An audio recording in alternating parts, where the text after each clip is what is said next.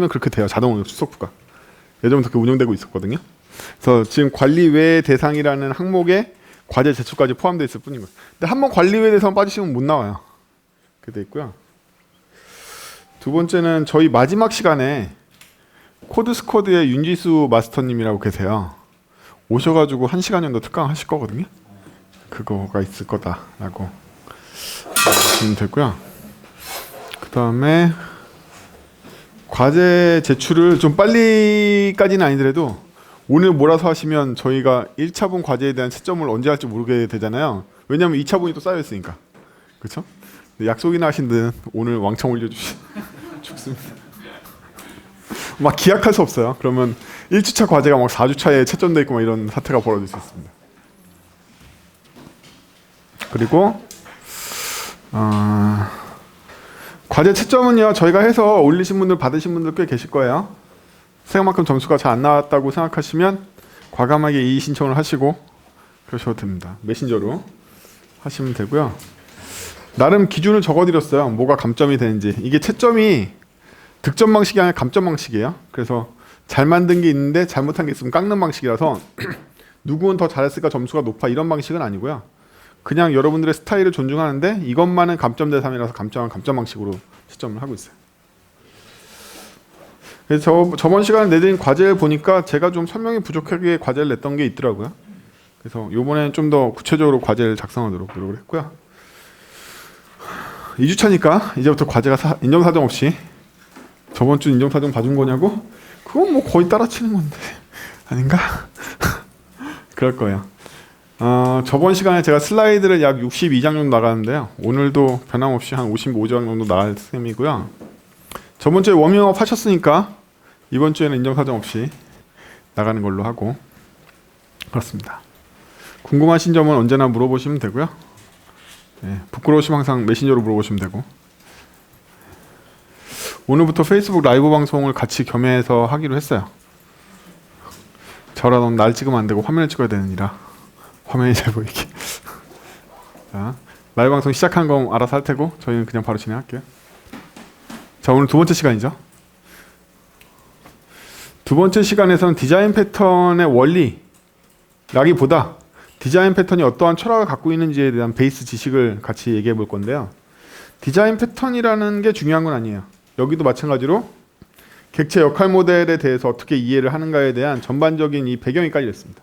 그걸 이해하고 어떤 형태가 반복되면 그 형태를 이해하고 있거나 이런 문제가 아니라 여러분들은 사실은 경험이 쌓이면 디자인 패턴에 나오는 그 패턴 그대로를 여러분들도 설계에 도입하게 되세요. 근데 그렇게 하면 어떤 시점에 경험치가 쌓여서 깨달음이 왔을 때는 걔를 쓰다가 또 깜빡 잊어버리면 나쁜 구조를 쓰다가 이런단 말이에요. 그렇기 때문에 어떤 구조가 왜 좋은지를 정확하게 이해하고 있으면 반복해서 걔를 사용할 수 있게 되는 거죠. 그거보다 더 좋은 구조를 생각해냈어. 그럼 여러분 나름대로의 패턴 이름을 붙이시고 기억해 두실 필요가 있는 거예요. 그 중에 기본이 되는 패턴, 디자인 패턴은 여기가 끝이 아니에요. 디자인 패턴을 다 이해하고 나신 게 바로 입구입니다. 입구. 패턴의 입구거든요. 그래서 가장 기본이 되는 디자인 패턴을 얘기해 볼 건데요. 이게 너무 밝다. 앞에 것만 불 꺼봐. 그게 위화감이 있었던 거고. 예, 됐죠? 고프의 디자인 패턴이 세 가지 분류를 갖고 있습니다. 생성 패턴, 구조 패턴, 행동 패턴이라고 해서 객체를 만들 때 이런 식으로 만들면 좋아 라는 생성 패턴이 있고요. 객체끼리 관계를 지을 때 어떤 식으로 관계를 지으면 좋아. 이게 바로 구조 패턴이고요. 나머지는 행동이라는 건 비헤이비어인데 비헤이비어는 뭐다? 알고리즘이에요. 어떤 알고리즘적인 문제를 객체 간의 협력망으로 풀려면 이렇게 푸는 게 좋아. 이게 바로 이제 행동 패턴이에요. 어렵죠? 어렵습니다. 그래서 요 구조대로 디자인 패턴 책을 쭉 본다는 건 여러분들이 디자인 패턴이 너무 쉽다라는 레벨에 이르렀을 때는 이 책이 볼만한데 그냥 이 책을 기준으로 공부를 하시면 굉장히 어려워요. 잘 이해가 안 되는 거죠. 기본은 객체 지향에 있기 때문에 객체 지향에 이해가 없는 사람이 그냥 디자인 패턴 카테고리로 공부하려고 그러면 무슨 얘기인지 하나도 몰라요. 그게 문제예요. 고프의 디자인 패턴이라는 책은 디자인 패턴을 배우고 싶은 사람이 보는 책이기 때문에 선수해야 되는 게 역할 모델과 객체 지향을 잘 이해하고 있다는 게 선수적으로 깔려 있어요. 그래서 이 기초가 안 되신 분들은 디자인 패턴 책을 보면 어떻다? 아무 쓸모가 없고 무슨 얘기인지 모릅니다. 그게 문제예요. 그래서 오늘은 디자인 패턴 자체를 공부한다기보다 디자인 패턴을 보기 위한 선수적인 과목, 객체 지향에 대해서 좀 더 깊이 저번 시간에 맛보기 했죠? 그렇죠? 맛보기 했죠? 좀 더 깊이 들어가 볼게요. 이런 문제인 거죠. 이런 문제입니다. 이게 객체 지향에 이미 숙달한 사람들을 대상으로 한다는 게 문제예요. 근데 우리가 좀 더 객체 지향만 보면 좀 더 친숙한 주제가 있죠. 다양성, 캡슐화, 저번 시간에 배웠던 변화율, 역할 모델, 객체망 안에서 얘가 수행하고 있는 역할인 객체 관계들 뭐 이런 것들로 좀 더 하위적인 내용을 먼저 공부할 필요가 있겠죠. 이 중에 저희가 가장 집중하는 건 뭐다? 역할 모델입니다. 역할 모델 가장 중심적으로 보고 있죠. 역할 모델이 전부라고 그랬어요. 자, 알고리즘에 대한 문제부터 생각해 볼까요? 디자인 패턴이 됐든 객체 지향 프로그램이 됐든 저희가 해결하고 싶은 건 결국에는 어떠한 문제를 해결한 거고 그 알고리즘으로 돼 있어요. 대부분. 근데 이 알고리즘이 확정이야. 대표적인 확정이 뭐죠? 매스 사인, 매스 코사인. 수학적으로 확정이고 변화가 없죠. 얘네들은요. 객체 지향 필요 없습니다. 그냥 구현하시면 끝이에요. 변화가 없을 거기 때문에.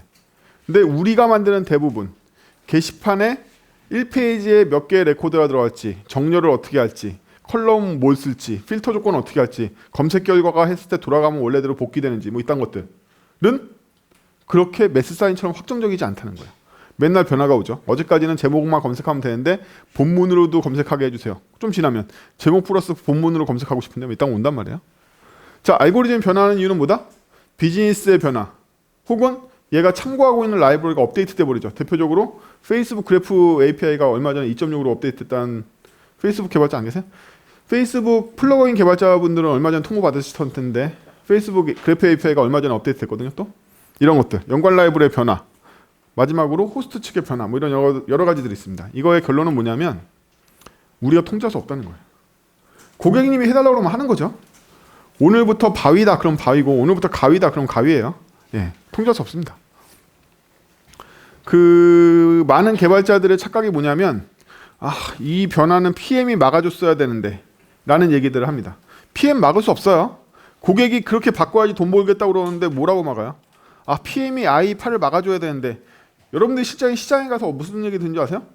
야 구글 애널리틱스 봐. 우리 고객 중에 i8이 12%야. 그럼 나한테 12% 고객을 버리라는 얘기야? 이렇게 얘기하면 뭐라고 대답하실 거예요? 할 말 없어요. 예, 그냥 하는 겁니다. 그렇죠? 대부분 이 변화 요소는 개발자가 통제할 수 없는 요소예요. 예. 그래서 우리는 변화를 수용할 수밖에 없다. 기본적으로.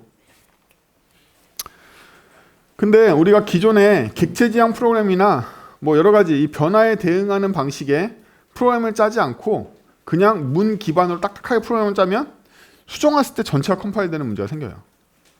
이 의미를 이제 좀 더 복잡하게 알아볼 건데 그럼 변화에 대응하는 프로그램이라는 개념이 있겠죠? 그걸 우리는 적응형 프로그램이라고 불러요. 적응형 프로그램. 반응형이라고도 부르기도 하고 적응형은 보통 어댑티브 프로그래밍이라고 불러요. 이 적응형 프로그램들은 환경이 변하거나 방금처럼 수정 요청이 왔을 때 유연하게 대응할 수 있는 어떤 여러 가지 철학들 얘기해요. 그 실천 방법들은 여러 가지가 있는데 그 중에 하나가 객체 지향 프로그램인 거죠. 자, 이거 기존의 문이 바뀌면 왜 전체가 컴파일 되는지 볼까요?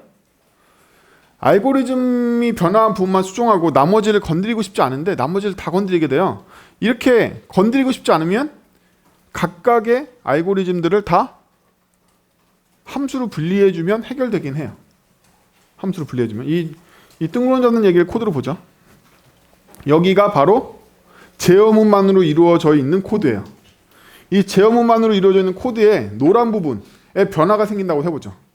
이 값일 때 원래는 3줄만 처리하면 되는데 고객님 요청에 의해서 5줄 처리하게 됐어. 여기를 건드린 것만 저희가 해야 될 일인데 이걸 건드린 순간 어떤 일이 일어나죠? 이거 전체가 다시 배포돼야 되는 수밖에 없죠. 변화는 거기밖에 없었지만 이거 전체가 다 배포되는 수밖에 없어요.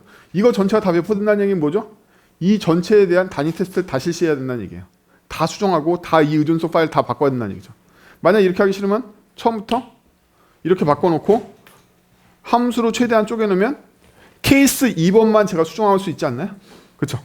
케이스 2를 케이스 2.js에서 내가 불러왔다고 생각하면 나머지 파일은 안 건드려도 되잖아요.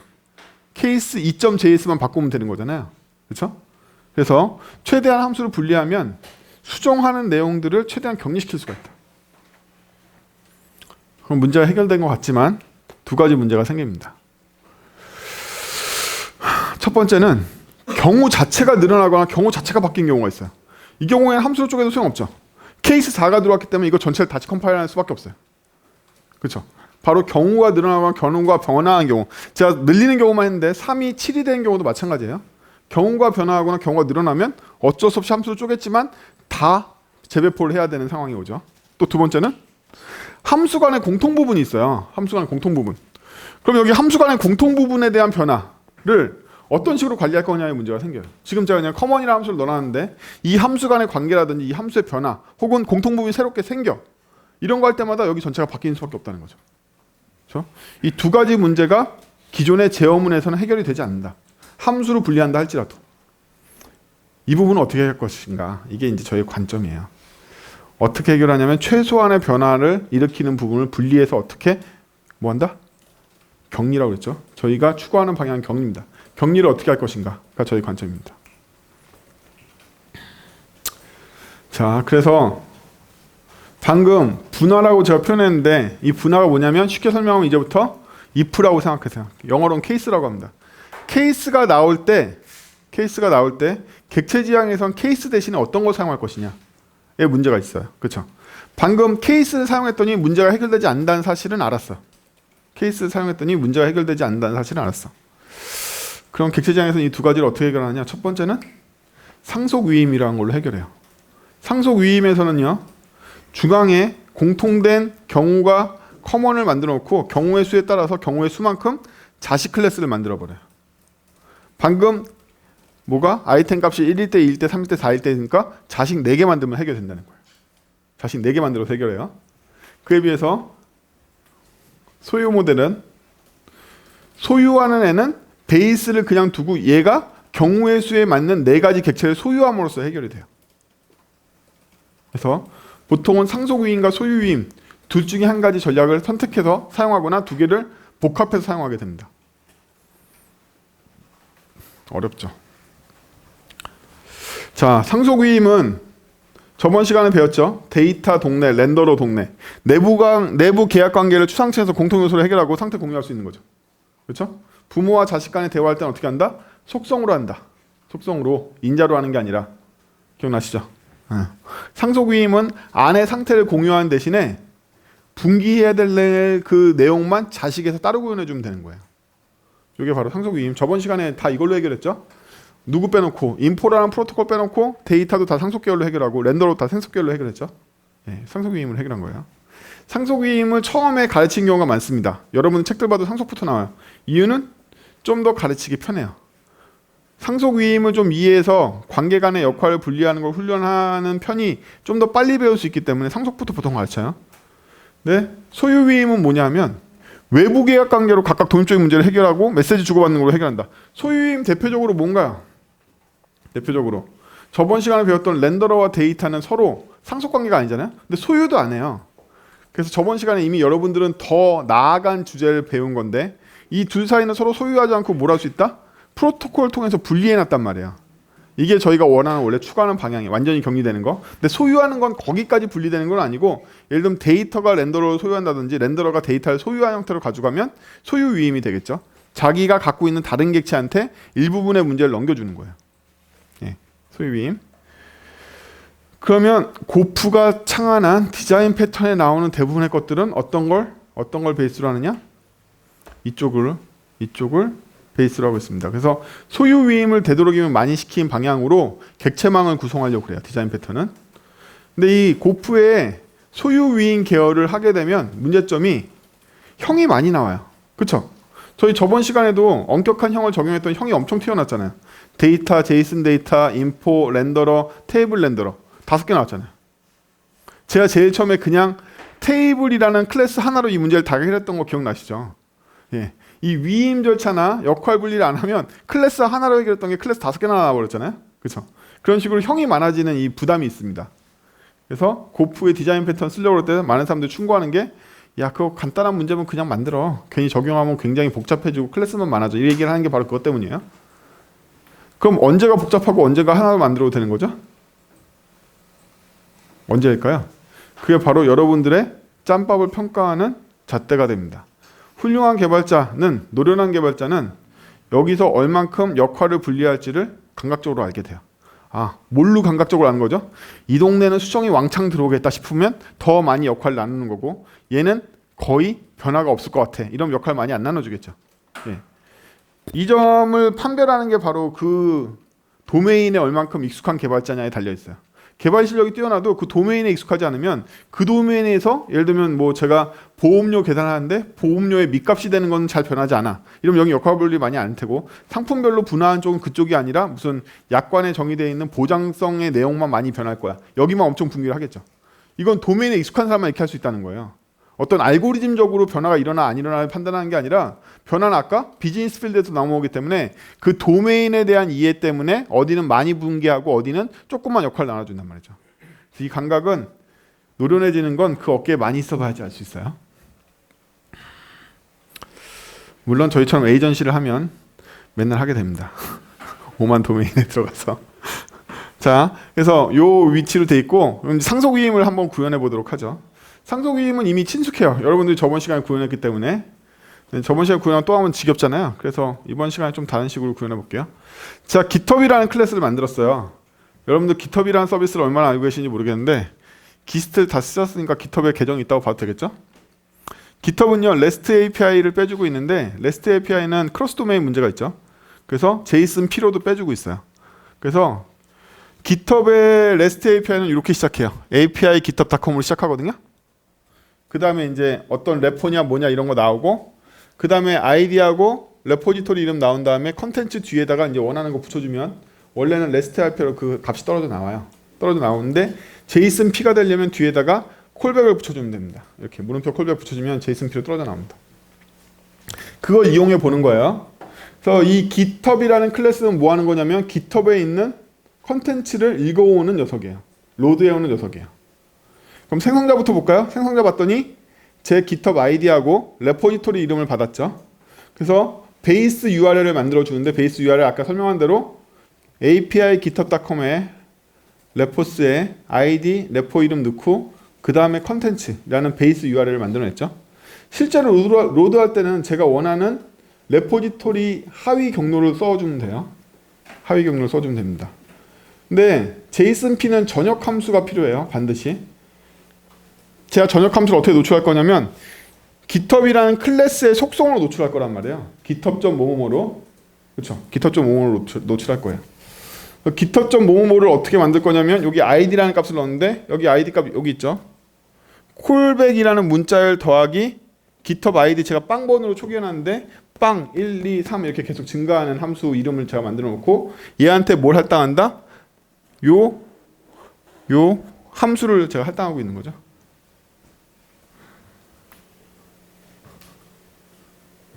전역 함수라고 해서 무조건 추하게 이렇게 전역에 함수 만들어야 되는 건 아니에요. GitHub.뭐뭐뭐에다가 계속 함수를 넣어놓으면 됩니다. 아니 이게 신기하단 말이야? 고요하다. 이 코드가 그렇게 어렵나? 분위기 엄청 안 좋네요. 나 그렇게 어려운 코드였나? 자, 이 GitHub은 이 클래스죠. 클래스의 속성으로 제가 아이디 잡은 거잖아요. 이 아이디는 뭐죠? 콜백 더하기 0, 1, 2, 3, 4잖아요. 콜백 0, 콜백 1, 콜백 2. 이거 호출할 때마다, 로드로 호출할 때마다 이거 증가할 거예요. 그럼 전체적인 이름은 github.callback0이라는 키에다가 이 함수가 들어갈 거잖아요. 그렇죠? 그러니까 저희가 JSONP의 마지막에 github.callback0 이렇게 붙여줄 거란 말이에요. 거기로 JSONP를 주라고. 저희 JSONP 제가 설명 안 할 거예요. JSONP 찾아보세요. 그럼 이 함수는 거기에 등록돼 있다가 이 함수가 호출되고 나면 제가 지워버리죠. 일회성인 거예요. 콜백 바꾸서 없애버리는 거죠. 리스너처럼. 없애버리는 거예요. 자, 그리고 JSONP는 어떻게 받아들이죠? 스크립트 태그를 만들어서 스크립트 태그에다가 src에 콜백 주소 넣어주고 헤드에다 넣어주면 드디어 발동이 돼요. 발동이 되면 이 함수가 데이터를 받을 텐데, GitHub이 JSONP로 주는 데이터는 메타와 데이터라는 키가 있고요. 데이터라는 키 안에 컨텐츠라는 키가 있어요. 거기에 들어있어요. 진짜 내용이. 해체 모르시는 분 공부하세요. 해체. 그래서 이 구조를 보면 누가 GitHub이 JSONP로 준 JSON을 해체해가지고 데이터 안에 컨텐츠를 꺼낸 거죠. 오씨, 분위기가 점점 안 좋네. 나 코드 이렇게 어렵지 않나? 쉽게 짠 것 같은데. 산뜻한 분위기로 가려고 했더니 막 분위기 무거워지네요. 자, 컨텐츠. 그래서 컨텐츠 받아왔어요. 근데 이 GitHub이 주는 컨텐츠는요, 베이스 64로 인코딩이 되어 있습니다. 그래서 베이스 64를 디코딩 해줘야지만 쓸 수가 있어요. 그냥은 못 쓰고. 그래서 하고, 이제 헤더에 제가 어펜드 해가지고 방금 스크립트를 넣어놨는데, 이제 로드가 다 끝났으니까 더 이상 이 태그가 필요 없잖아요. 그래서 다시 리무브 차일드 해주는 거예요. 필요 없으니까 다시 걷어내고, 마지막으로 언더 로드에다가 컨텐츠 보내주고 있는 걸로 끝내는 거죠. 그렇죠? 언더로드에다가 컨텐츠 보내주고 있는 걸 끝냅니다. 언더로드는 데이터와 제이슨 데이터 관계처럼 템플릿 메서드와 훅의 관계니까 여기서 반드시 구현한 애들만 받을 수 있고 그냥 날로 가면 스로우 당해서 죽어버리는 거죠. 얘는 반드시 상속받아야 되는 거죠. 오씨. 제가 코 설면서 분위기가 이렇게 무거웠던 적이 있던가? 뭐가 어려운 거지? 야, 뭐가 어려워? 아, 제이슨피 물어봐야겠네요. 제이슨피를 모르시는 분 조그맣게 손 들어주세요. 아니 이렇게 많다니. 여러분 제가 손 들라고 그러면 이렇게 막 무식하게 다 보이게 하고 이렇게 하면 저만 보이잖아요. 그냥 대충 제가 팍만 하면 되니까 손 들라면 협조해주세요. 제이슨피는 뭐냐면 저희가 그냥 제이슨은 아작스를 통해서 읽어오잖아요. 그렇죠? 이렇게 하면 무슨 문제가 생기냐면 크로스 도메인 문제가 생겨요. 근데 우리가 스크립트를 사용할 때 생각하면 스크립트의 SRC는 우리 도메인이 아닌 거 막 읽어오잖아요. jQuery에서 jQuery 받아오고, GitHub에서 GitHub 받아오고, 막 이렇게 스크립트 SRC는 도메인을 넘어서 아무거나 다 가져올 수 있단 말이에요. 그러면 제가 어떤 도메인에 있는 JS를 요청해서 받아왔는데 그 JS 내용이 이렇게 생긴 거야. 어떻게 생겼냐면 A 가로 열고 이 안에 중괄호로 JSON 내용이 들어있는 코드가 저한테 넘어온다고 생각해보세요. 야. 뭐 띄워봐. 아니 아톰 띄워봐. 아톰이든 뭐 VS 코드든.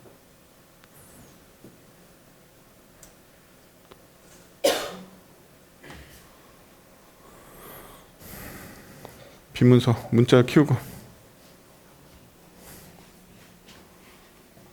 자, 제가 여기서 됐어, 필요 없어, 그냥 써. 스크립트. 아니 꺽쇠부터 해야지. 문자 작아, 더 키워. SRC는 예를 들면 밑도 끝도 없이 그냥 네이버에서 갖고 온다고 생각해봐요. http /a.js 물음표 콜백은 a 그냥 이렇게 보냈다고 생각해봅시다. 그럼 제 도메인이 어쨌든 간에 스크립트는 SRC에 크로스 도메인 걸 보내서 불러올 수가 있잖아요. 그러면 이 네이버에 있는 저 a.js를 호출했을 때 네이버가 어떻게 반응하냐면 이 스크립트의 내용이 어떻게 들어오냐, 밑에 엔터 치고 a 가로 열고 중괄호 뭐 메타 콜론 뭐 하고 데이터 콜론 이렇게 들어온단 말이에요. 이렇게 아예 이런 스크립트가 넘어오는 거야. 스크립트 자체 이렇게 생겼어. 저걸 호출하면. 그러면 저희는 이거 호출하기 전에 뭐만 있으면 돼요? 1번째 줄 위에다가 펑션 A는 A 펑션 A 괄호 아니 괄호 데이터 이런 함수가 미리 준비되어 있으면 자 순서를 이렇게 봅시다. 이 함수가 미리 준비되어 있고 이 스크립트가 실행되면 이 호출이 성립할 거 아니에요. 그렇죠? 이게 JSONP의 원리예요. 이 서버가 이렇게 호출하고 콜백을 붙여주면 이 콜백에 있는 A 함수한테 이렇게 데이터를 넘겨주는 이 스크립트를 내려줘요. 이 스크립트 내용을 내어주는 이 내용이 바로 이거인 거야. 그럼 우리는 이거 호출되기 전에 뭐만 있으면 된다? A만 미리 준비해 놓으면 되는 거예요. 이게 JSONP란 말이지. 대충 이해가 되세요? 뭘 이해해야 된다? 이걸 호출하는 내용이 뭐다? 이거다. 이걸 호출하면 이게 와. 이거 호출하면 이게 오니까 이거 호출하기 전에 뭐만 있으면 돼? A라는 함수만 미리 준비해 두면 된단 말이지. 이걸 통해서 도메인 넘어 있는 데이터 저희가 받을 수 있는 거예요. GitHub에 있는 API도 JSONP를 지원하기 때문에 뒤에 물음표 콜백을 보내주면 JSONP로 넘어와요. 그냥은 REST API 할 거 아니에요. REST API면 저희가 네이버가 아니면 이거 못 받잖아요. 크로스 도메인 때문에. 응? 크로스 도메인을 넘어서 받으려면 스크립트로 받아야 된단 말이지. 스크립트로 받을 거면 이렇게 받으면 되고. 자, 만약에 저희가 콜백을 안 붙이면 어떻게 넘어온다? 앞에 A 하고 여기 치워. 아니 A 가로만 지우면 되지. 아이씨. 컨트롤 Z. 그 줄체 카피해. 그 줄체 카피해. 줄 통째로 카피해. 줄 통째로 카피해. 6번째 줄. 나 어렵게 하니? V. 카피하는 말도 어려워. 컨트롤 V. 또 컨트롤 V. 밑에 A 괄호만 지워. A 괄호까지 지워. 어렵네. 두 글자 지워. 밑에 내려 두 글자 지워 앞에. 여기 한 글자 지워. 어렵네. 자, 이게 뒤에 콜백을 붙여주면 이렇게 넘어오고요. 이 데이터가 콜백을 안 붙이면 이렇게 넘어온단 말이야. 이런 차이가 있는 거예요. 우리가 JSONP를 이용하는 이유는 뭐다? 귀찮은 절차 없이 크로스 도메인에 있는 걸 그냥 불러줄 수 있기 때문에 그래요. 응? 이게 JSONP예요. 그럼 이 JSONP를 스크립트적으로 성립하려면 어떻게 해야 돼요? 먼저 함수를 만들고 그 다음번에 이걸 제가 스크립트적으로 풀면 어떻게 되죠? 여기다 써. 5번째 줄에다가 요거 그대로 제가 자바스크립트를 풀면 doc.createElement doc 그냥 doc만 써. 좀 시킨 대로 하자. createElement 가로 열고 작은 따옴표 스크립트. 이러면 스크립트 태그 만들어줄 거 아니야. 그쵸? 스크립트 태그를 반드시 어디다 넣어야 된다? doc.head 엔터. doc.head append child. 여기다가 얘를 저기 5번째 줄에 s는 이라고 써. 그냥 s만 써도 돼. 가로 열고 s. 이렇게 헤더에 넣어줘야 된단 말이에요. 이게 스크립트가 src를 넣었을 때 작동하려면 헤더에 즉 봄에 붙어 있어야지만 작동을 해. 그냥 소용없어. 그 다음에 엔터 치고 s.src는 땡 점점점 작은 따옴표 하고 그 안에다 점점점이라고 넣으라고. 그래서 이거 넣으면 되는 거죠. 이러면 로드가 일어난단 말이에요. 로드가 일어나면 어떤 일이 일어나죠? 이게 로드가 될 테고 이게 로드가 되는 순간 어떻게 돼? A를 호출해가지고 이 함수에 들어오게 된단 말이에요. 값이. 이게 JSONP의 원리예요. 에? 그럼 얘가 필요 없어지는 거죠. 이제 이거 지워. 이거 없어도 이렇게 될 거 아니야. 그쵸? A 함수에 멀쩡히 얘가 잘 들어올 거란 말이에요. 이제 JSONP의 원리에 의해서. 그러면 JSONP의 원리를 여기 아까 콜백을 진행하는 거 보면 여기다 물음표 콜백은 A 이렇게 보냈을 거란 말이에요. 이러면 A가 전역 함수로 추하게 노출되잖아요. 그렇죠? 저 위에 가서 첫 번째 줄에 엔터 치고 바 콘스트 github는 중괄호 엔터. 아니 그냥 엔터 쳐. 그냥 엔터 치라고 다음 줄로. 이렇게 그냥 전역에 객체 하나 만들어 두고 github. 콜백 0은 땡겨와 이렇게 만든다면 저희가 여기다 뭐라고 보내면 되죠? github.callback0이라고 보내면 되지 않을까요? 이러면 전역 다 오염시키지 않아도 되잖아요. 에? 여기까지 도달하셨어요? 이제 좀 분위기가 나아졌어요. 그쵸? 그렇죠? 이렇게 하면 전역을 오염시키지 않고도 함수를 몇 개라도 만들었을 거 아니에요. 이거 두 번째 줄, 네 번째 줄 카피해가지고 콜백 1로 만들어. 이러면 몇 개라도 만들어도 전역은 오염시키지 않고 여기다가 콜백 1, 2, 3, 4, 5, 6, 7, 8로 해서 계속 받을 수 있을 거 아니에요. 그렇죠? 자, 이 함수 안에서 무슨 책임이 있죠?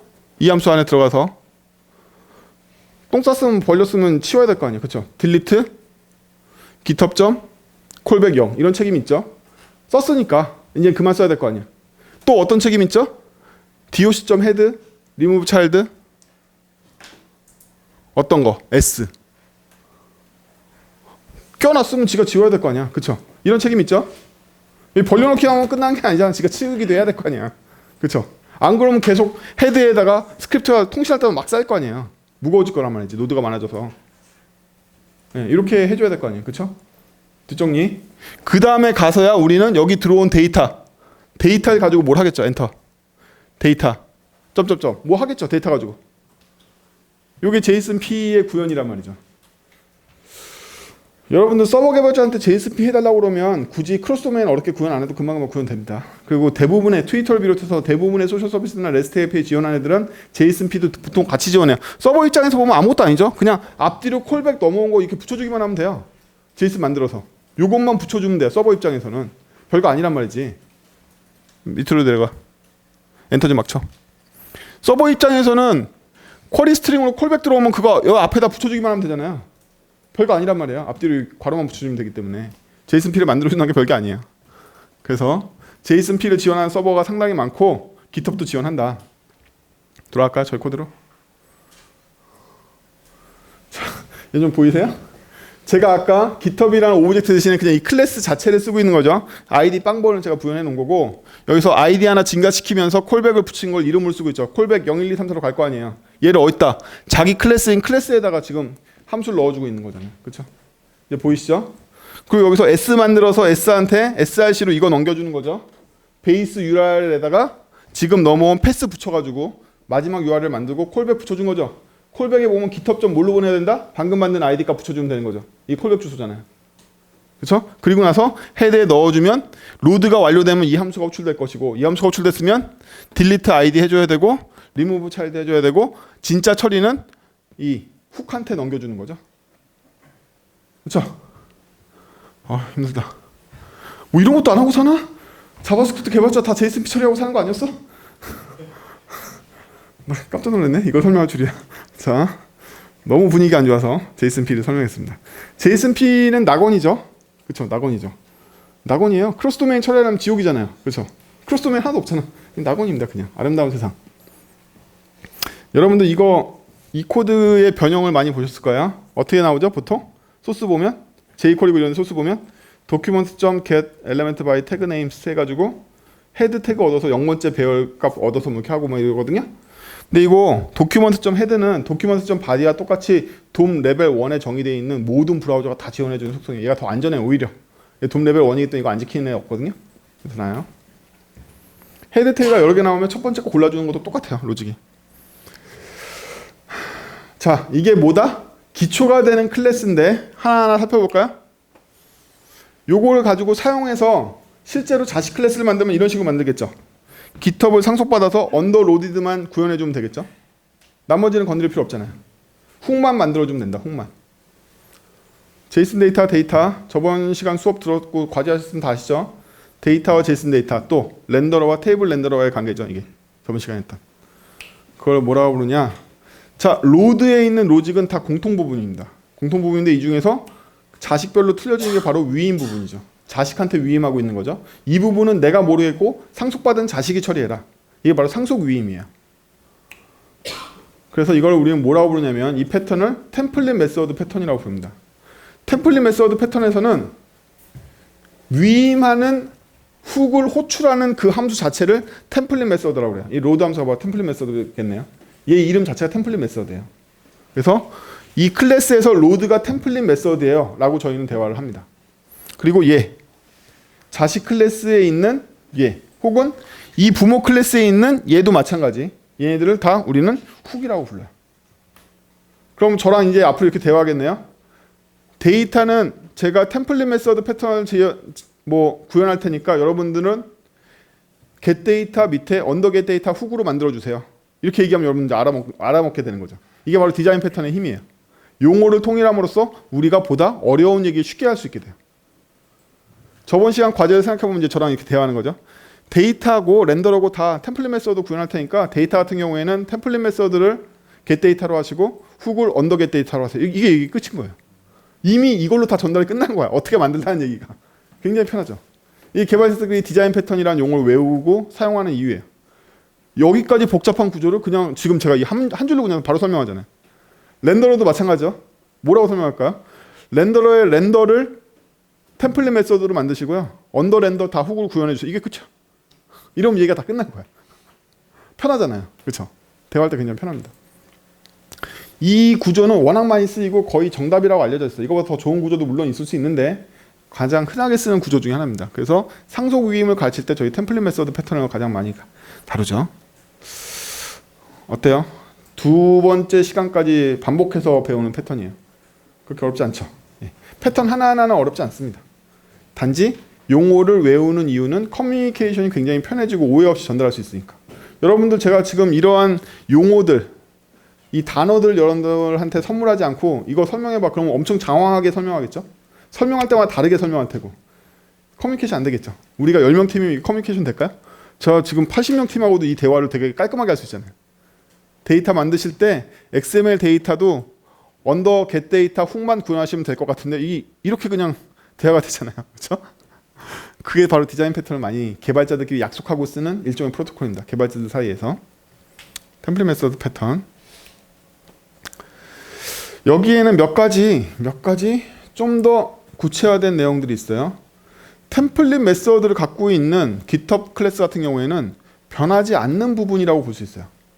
바로 이 안에 있는 내용들이 안 변할 거라고 생각하기 때문에 템플릿 메소드를 갖는 클래스를 만들어요. 그래서 이건 정의 시점에서 더 이상 변하지 않을 거야. 변화가 적을 거야. 이렇게 보는 부분인 거예요. 여기는. 그러면 거꾸로 위임하고 있는 부분들은 실행 시점에서 선택을 해야 되는 if로 분기해야 되는 바로 그 지점들인 거예요. 여기가. 여기는 굉장히 변화가 많고 경우의 수가 늘어날 수도 있고 경우의 수에 따른 처리도 되게 많이 분기를 할 거야. 이렇게 보고 있는 부분인 거예요. 여기가 본체, 여기가 if별로 케이스별로 나눠질 부분. 이렇게 본다는 거예요. 그래서 아까 if의 문제를 어떻게 푼다? 변하지 않는 공통 로직은 여기다 기술하고 변할 것 같은 케이스별로 자식을 계속 만들어가면 돼. 이걸로 해결을 보는 거죠. 그렇죠? 자, 말로는 모르겠으니까 이미지 로드를 하나 짜볼까요? 진짜로? GitHub 베이스는 여기 있고 이제 저희는 이미지 로드를 뭐만 짜면 되죠? GitHub을 상속받아서 자기 사정은 자기 사정이니까 기술화돼. 실제로 구현해야 될 건 훅만 구현하면 되죠. 응? 한국어로 구현이라는 말을 두 가지 다 써요. 구상이라는 말도 쓰고 구현이라는 말도 씁니다. 영어로 하면 한 단어밖에 없어서 안 헷갈려요. 콘크리트라고 불러요. 콘크리트. 들어보시죠. 콘크리트. 콘크리트라는 단어를 한국어로 번역할 때 구상이라고 번역하는 사람도 있고 구현이라고 번역하는 사람도 있어요. 두 개 다 상관없고 여러분들은 항상 단어를 뭘로 기억한다? 한국어로 뭘로 번역되어 있든 간에 영어로 기억하세요. 다 양키들이 맞는 거예요. 콘크리트다. 그럼 제가 이걸 뭐라고 부를 거냐면 이미지 로더는 GitHub에 정의되어 있는 언더 로디드 훅을 구현해 주세요. 혹은 훅을 구상해 주세요. 이렇게 얘기할 거란 말이에요. 컴퓨터 공부는 단어 공부가 전부예요. 그 단어가 뭔지 정확하게 설명할 수 있으면 공부 끝난 거예요. 자, 컨스트럭터로 봤더니 id 레포는 슈퍼한테 필요해서 받은 거고요. 얘가 진짜로 필요했던 건 타겟 하나 받아왔어요. 그래서 얘가 로디드에 보면 타겟이 이미지일 거라고 계산하고 있는 거예요. 얘는. 그럼 이미지 src에 GitHub에서 받아온 베이스 64 데이터에 베이스 64 데이터 형식만 기술해주면 바로 이미지 src가 될 수 있죠. 처음 보셨어요? 처음 보신 분 또 살짝 손. 그렇구나. 얼마 안 되시네요. 다행히. 그렇죠. 데이터 URL이라는 형식이 있습니다. 우리가 보통 URL은 HTTP로 시작하는 것만 넣는데 그거 말고 데이터 URL이라고 해서 직접 데이터를 베이스 64를 구운 것도 집어넣을 수 있어요. HTML5 스펙이에요. 그래서 이렇게 베이스 64로 GitHub에서 이미지 데이터가 날라오면 이 이미지 데이터 앞에 이미지 데이터 형식에 대해서 기술해주면 얘가 베이스 64고 플레인 텍스트고 데이터 형식이 이렇게 주면 이미지 src에 얘를 넣었을 때 그림이 딱 보이게 돼요. 그림이 딱 보이게 됩니다. 그래서 이미지 로더 같은 경우에는 로딩이 완료되면 타겟에다가 이 src를 넣어준 걸로 할 일을 다 한 거죠. 이게 바로 이미지 로더를 GitHub으로부터 상속 위임 받아서 구현한 거예요. 우리 지금 뭐 배우고 있다? 상속 위임 배우고 있다. 문제를 상속을 통해서 만들어. 어떤 문제였어요? if image라면 이라는 케이스죠. if image라면 케이스를 어떻게 만들었다? 상속을 통해서 만든 거죠. 그렇죠? 그래서 이미지 로더를 생성해서 히카맹 제 GitHub 계정이고 이거 레포지토리 75거 해서 도큐먼트 쿼리 셀렉터 A샵이라는 이미지 태그 아마 있겠죠. 얘를 보내줬어. 그리고 로드를 때리면 누구의 얘 부모인 GitHub의 로드가 때려지고 걔가 열심히 읽어온 다음에 언더 로드로 호출해서 여기가 실행되면서 이 빅 PNG가 그려지겠죠. 그려지겠죠. 이렇게 쓰게 될 거예요. 이 경우는. 그래서 경우의 수를 뭘로 분기했다? 클래스의 자식 클래스를 만들어낸 걸로 그 경우의 수를 처리를 했다. 상속위임. 하나만 가지고는 케이스가 분기했다고 볼 수 없죠. 케이스 하나 더 만들어. MD로드도 만들어 볼까요? MD로드를 만들어 보면 이번에 MD로드 타겟은 있어요. 근데 타겟에 src에 반영하는 게 아니라 이너 HTML에다 반영하면 되겠죠. 이번에는 마크다운이니까. 마크다운 파싱 해야 되죠. MD 파싱. 제 마크다운 파싱 파스 짠 거 있는데 너무 기니까 왕창 줄이고 제가 딱 샵 이것만 파싱하는 거 여기다 놓은 거예요. 그렇죠? 샵 하나서부터 샵 3개까지만 제가 파싱해 놓은 거죠. 대충 봐. 그럼 이렇게 샵 들어온 거 H 태그로 바꿔주는 거죠. 그것만 해주고 있어. 딴 거 안 해주고. BR로 해가지고 여기다 넣어주면 이너 HTML 들어오겠죠. 이렇게 만들어진 MD 로더는 new MD 로더를 이건 유틸리티 함수예요. 지금 여러분들 쓰는 브라우저에는 베이스 64를 인코딩 디코딩하는 윈도우 내장 함수가 내장돼 있어요. 이거 HTML5 스펙이 안에 있습니다. 그 함수 이름이 뭐냐면 그 함수 이름이 얘예요. 얘. A to B, B to A라는 애가 있어요. 응?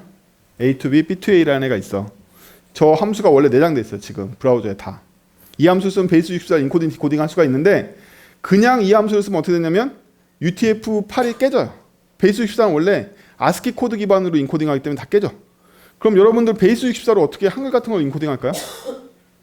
생각해 보시면 어떻게 할까요? 원리가 일단 URL 디코딩 인코딩을 때리고 걔를 다시 베이스 64로 때리면 돼요. 그렇죠? 그래서 이걸 풀 때도 마찬가지.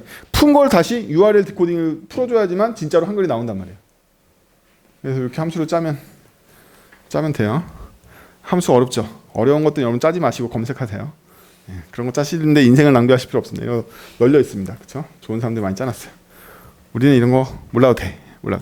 그냥 우리는 그 함수 어디서 집어와가지고 이렇게 하면 돼. 그렇죠? 그래서 여기 보면 언더로디드가 가져온 V 값은 컨텐츠의 베이스 64 돼 있는 값인데 그 V 값을 얘로 디코딩 풀어서 스플릿 줄 단위로 잘라낸 다음에 잘라낸 거 V 돌면서 보니까 혹시 i가 샵으로 시작하면 h 태그로 바꿔서 리턴하고 아니면 그냥 리턴하고 해서 맵 돌린 거를 다시 br로 묶어서 문자로 해서 돌려주는 거죠. ES6랑 친해지자고 그랬죠? 예. ES6랑 친해지자. 코드 어차피 교환에 다 있고 공개됩니다. 나중에 보시면 되고. 자, 이렇게 해서 MD 로더도 완성이 됐으니까 MD 로더 같은 경우에는 이렇게 MD 로더 만들어가지고 이 B라는 데다가 로드하면 MD가 딱 HTML로 파싱돼가지고 잘 들어오겠죠? 그렇죠? 여기까지. 실제로 브라우저에서 볼까요? 이걸 보려면 제 레포지토리를 먼저 봐야겠죠? 제 레포지토리를 보면요. 리드미 MD가 있고요. 이거예요. 보고 계시는 거. 그 다음에 아인 빅 PNG라고 있죠? 들어가봐. 이렇게 두 개가 있죠. 두 개가 있습니다. 이걸 로딩 해올 건데 저희 가서 소스 보기. 로딩 된 건 보이시죠? 그냥 둬봐. 여기 이미지 로딩해서 보이고 밑에는 이렇게 별은 제가 안 했죠. 파싱. 요 H만 파싱 했잖아. 그쵸? 파싱 했고 소스 보기 해볼까요? 어떻게 생겼나?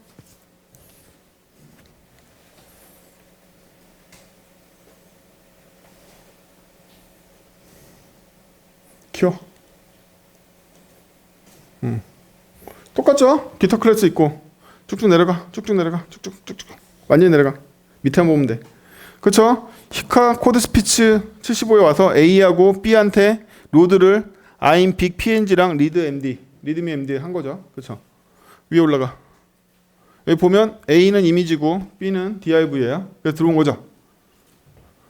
그래서 케이스가 두 가지였는데 케이스에 맞는 자식 클래스를 만들어내서 걔로 문제를 해결해 본 거죠. 그렇죠?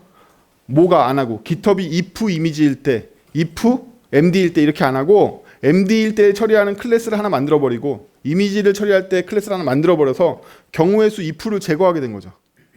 그렇죠? if 제거하는데 이렇게 많은 노력이 들어갑니다. 자, 이거를 한 차례 더 보면요. 많은 언어들이 컴파일러를 지원하는데 컴파일러 같은 경우에는 컴파일 시점과 실행 시점을 나눌 수 있어요. 컴파일한 거 실행한 시점. 근데 자바스크립트 컴파일 없다고 그런 게 안 나눠지는 건 아니에요. 그래서 저는 편의상 컴파일은 없지만 안 건드리는 파일이 주어져 있는 것과 그걸 이용하는 쪽으로 나눌 수가 있어요.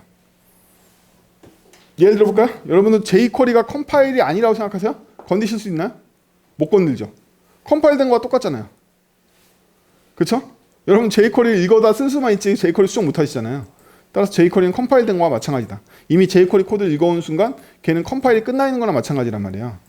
그래서 이렇게 정의 시점에 있는 것들은 안 건드린다고 생각하면 얘를 이용해서 얘를 만드는 거죠. 그래서 정의 시점에 저희가 뭘 정의했죠? GitHub 이미지 로더, MD 로더를 정의해서 얘는 여기서 정의가 끝난 거죠. 얘는 이제 안 건드릴 거란 말이에요. 얘를 실행 시점에 어떻게 사용하냐를 결정하게 되는 거죠. 사용하는 코드를 보면 이미지 로더에서 로드를 하고 MD 로더에서 로드를 하고 그래서 정의 시점과 실행 시점으로 나눠지게 되는 거죠. 그럼 정의 시점에는요. 제가 뭘 할지를 미리 만들어두지 않아요. 케이스별로 처리할 처리기만 계속 분기해서 만들어두는 거죠. 아까 if문으로 돌아가 보면 케이스 A라는 함수와 케이스 B라는 함수를 만들어둔 꼴이란 말이에요. 근데 언제 케이스 1을 부르고 언제 케이스 2를 부를지 여기 나와 있나요? 안 나와 있죠. 안 나와 있어요.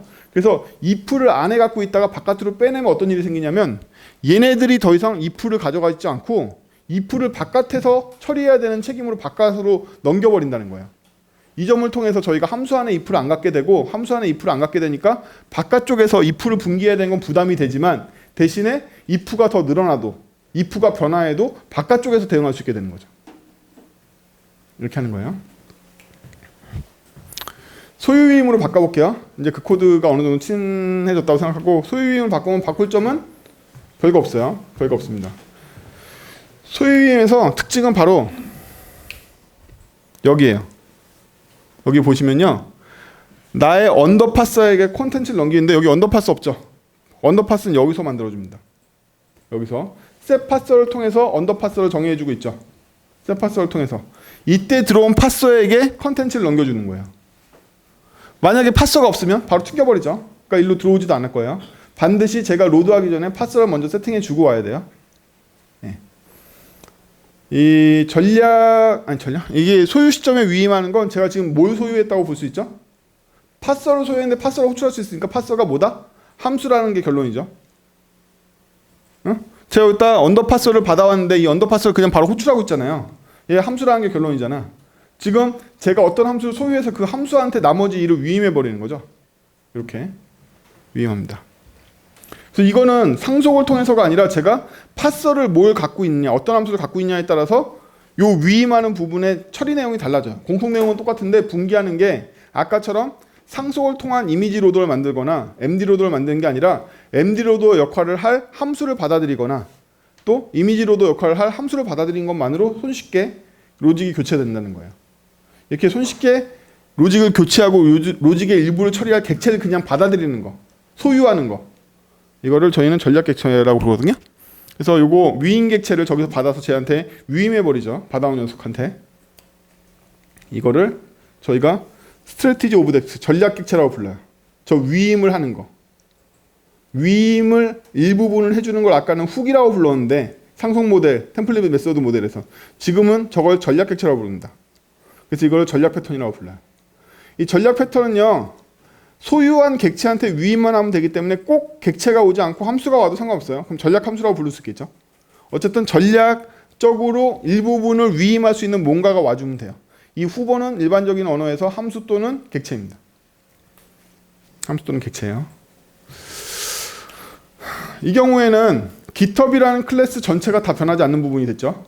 예, 변하지 않는 부분인데 실행 시점 선택지를 계속 set 파서만 해주면 바꿔치기가 되는 거잖아요. 바꿔치기가 됩니다. 그래서 이 부분을 계속 바꿔치면서 계속 로드만 호출하면 돼요. 그럼 아까 상속 모델에 비해서 뭐가 유리하죠? 일단 클래스 정의를 덜 해도 돼. 그렇죠? 클래스 정의를 할 필요가 없어. 필요한 부분만 계속 넘겨주면 되니까. 그렇죠? 물론 전략 객체도 클래스로 만들게 되면 이 클래스형을 또 정의해서 전략 객체를 넘겨줘야 되겠지만 함수를 보내는 경우에 장점은 뭐냐면 함수만 보내면 되니까 오히려 클래스 생성 비용이 줄어든다. 대신에 함수를 보낼 때 문제점은 그 함수의 안정성을 우리가 담보해야 되는 거죠. 그냥 함수인 것만 저희가 알 수가 있으니까. 클래스로 넘어온 거면 인스턴스 오브 같은 경우로 타입형으로 저희가 이걸 판별할 수가 있잖아요. 근데 함수는 그냥 함수형이 넘어오기 때문에 타입으로 판별이 안 돼요. 그게 전략 함수를 쓸 때 나쁜 점이에요. 타입, 우리가 강타입에 대해서 저번 시간에 배웠잖아요. 형이 오면 많은 걸 생략하고 형인 것만 확인하면 되는데 함수가 올 때는 그 함수를 믿을 수 있는 방법이 몇 개 없어요. 그래서 타입의 이 강점을 잃어버리게 되는 게 단점이지만 대신에 형을 많이 정의하지 않고 손쉽게 쓸 수 있다. 그렇다는 얘기는 저희가 이 자리에 전략 객체를 받을지 전략 함수를 받을지 뭘로 결정하면 된다? 얘가 얼마만큼이나 신용도가 필요한 녀석이냐. 이 위임하는 일이 얼마나 중요한데 지금 위임하는 일이 그렇게 안 중요하다고 생각하자 함수를 받아들이는 거잖아요. 근데 위임하는 일이 뭐다? 원자로의 온도를 조절하는 객체야. 뭐 이런 거면 무조건 형으로 해야겠죠. 위험하잖아. 그렇죠? 위험하면 위험할수록 강타입을 쓰는 거고 아니면 편하게 함수를 보내도 되고 이런 개념입니다. 자, 이제 로드를 만들어 보죠. 구상 로드를 만들어 보면 도우미 함수 제가 몇 개 정의했어요. 일단 el이라는 함수에서 그냥 얻어오는 거, 요거만 랩핑하고 있는 거. 그 다음에 passMD 구현 귀찮아. 아무튼 파싱 해주는 거 마크다운으로. 자, 그럼 로더는 이제 더 이상 특별한 클래스가 없이 기터 클래스로 그냥 만들면 되겠죠. 기터 클래스로 이렇게 만들었어요. 그 다음번에 이미지를 어떻게 처리한다? 이미지를 처리하는 함수 하나 만들면 되겠죠. 그렇죠? 그래서 A라는 엘리먼트한테 src에다가 받아온 v 값을 넣어줘. 이런 함수 하나 있으면 된단 말이에요. 맞죠? 에로 함수가 안 보이시진 않죠? 그렇죠? 자, 그러면 파서에다 셋 파서로 이미지만 넣어주고 로드 때리면 되죠. 그렇죠? 클래스 필요 없단 말이에요. 셋 파서에다가 이미지 넣어주고 바로 로드 때리면 얘가 로딩의 결과를 얘가 처리할 거라는 거죠. 파서가 얘니까. 근데 이 상태에서 MD 로드로 가면 GitHub 객체를 새로 만들 필요도 없어. 왜? 파서만 교체하면 되니까. 다시 로드 때리면 되는 거죠. 그래서 전략 패턴을 쓰면 이 얘를 누구로 부르냐면 전략 패턴을 소유하고 있는 애.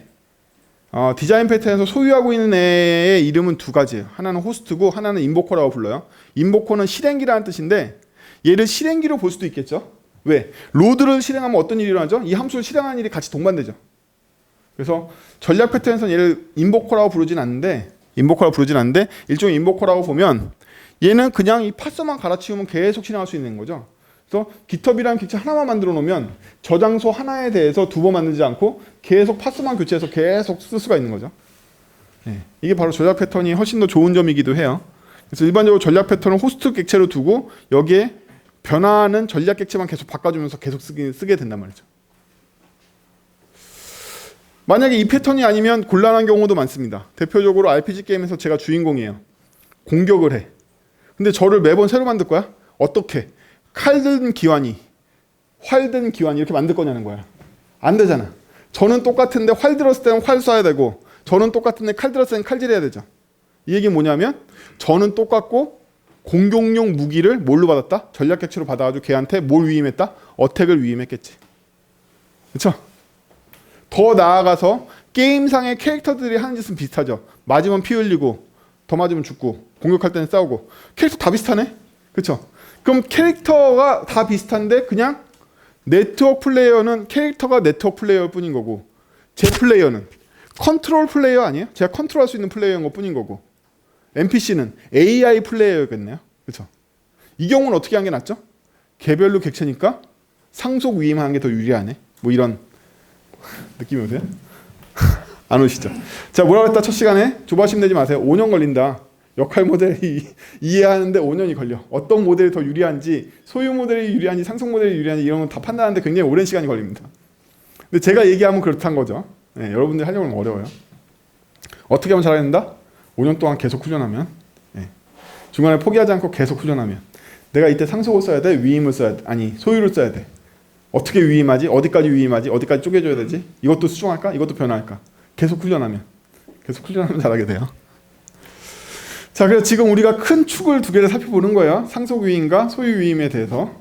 둘 다 위임이 되고 있죠. 어떻게? GitHub 안에는 무슨 지식이 없다? 이미지를 어떻게 처리하는 지식이 없고 MD를 어떻게 처리하는 지식이 없어요. 따라서 MD 포맷이 3.0으로 바뀌어도 GitHub이라는 클래스를 건드릴 필요가 있다 없다? 없어. 이미지가 새로운 PNG-A라는 애니메이션이 되는 PNG-A 타입이 나와도 GitHub이라는 클래스를 건드릴 필요가 있다 없다? 없어. 왜? 세부 처리를 위임해 버렸으니까. 그렇죠? 그렇죠? 처음 말한 그대로예요. 변화하는 부분은 건드리고 변화하지 않는 부분은 건드리고 싶지 않아. 물리적인 파일 상태에서. 근데 이렇게 하니까 여기에 이런 지식이 그냥 들어있죠. 이러면 이미지 함수가 셀렉터만 바뀌어도 맨날 만들어야 되잖아요. 이미지 처리하는 로직은 똑같은데 이 셀렉터만 바뀌어도 맨날 만들어야 되잖아요. 그러면 이렇게 하면 이 함수가 일반화되어 있는 함수가 아니라 샵A 전용 함수가 돼버린단 말이에요. 너무 힘들죠.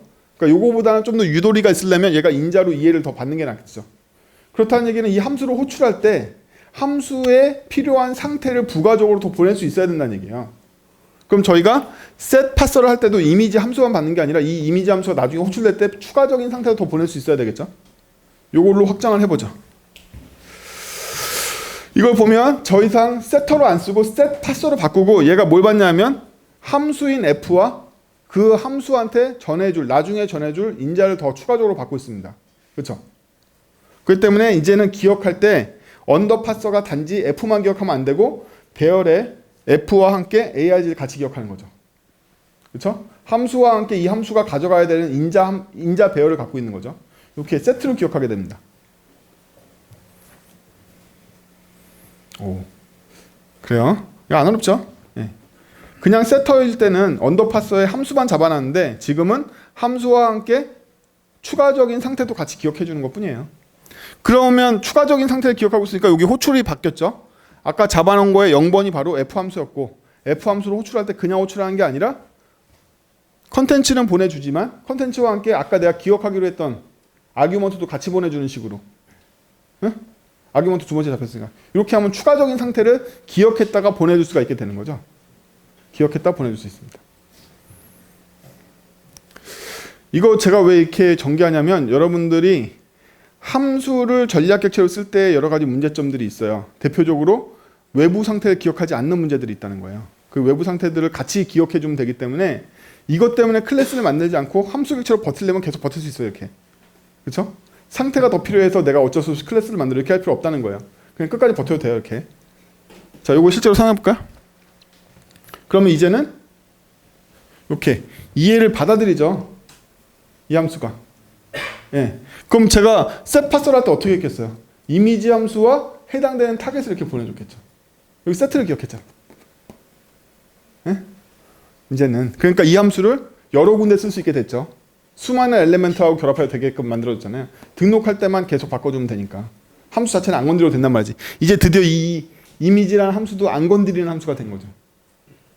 요 MD 마찬가지 이해를 받죠. 왜냐하면 등록할 때 이 MD 함수와 이해를 따로 등록했으니까 상태를 같이 이렇게 들어올 거란 말이에요. 한 20% 정도가 거의 막 너무 괴로워하고 계신데? 고민되네요. 한 20% 위에서 전체 난이도를 낮출지 말지. 제가 설문조사를 해보면요. 그런 얘기가 한 번 나왔어요. 코드가 좀 실무적이지 않은 것 같아. 그래서 제가 코드를 본격 실무적으로 이렇게 올리면요. 코드가 급 어려워지잖아요. 그래도 오늘 한번 해봤어. 너무 이론적인 것만 다룬다고 생각을 하신 것 같기 때문에 인정사정 없이 갈래다가 OOS 인정하면 여러분들이 다 돌아가실 것 같아서 오늘은 그냥 JSONP를 하려고 했더니 JSONP도 이렇게 어려워하는 이러시면 안 됩니다. 예, 아무튼 이렇게 하면 계속해서 재활용되고 이제 얘네들도 이 함수 두 개도 어디 층으로 정의 시점으로 올려버릴 수가 있게 됐죠. 드디어. 예. 그래서 이렇게 올려버렸어요. 제가 정의 시점으로. 이제 얘들 안 건드려도 되니까. 그렇죠? 사용 시점에서는 이렇게만 해주면 되는 거죠. 아까 템플릿 메서드 패턴의 사용 시점보다 뭐가 더 좋다? 깃허 객체 하나 가지고 덤비는 거죠. 이제는. 아까는 클래스 두 개의 인스턴스를 만들었는데 이제는 하나 가지고 개기는 거죠.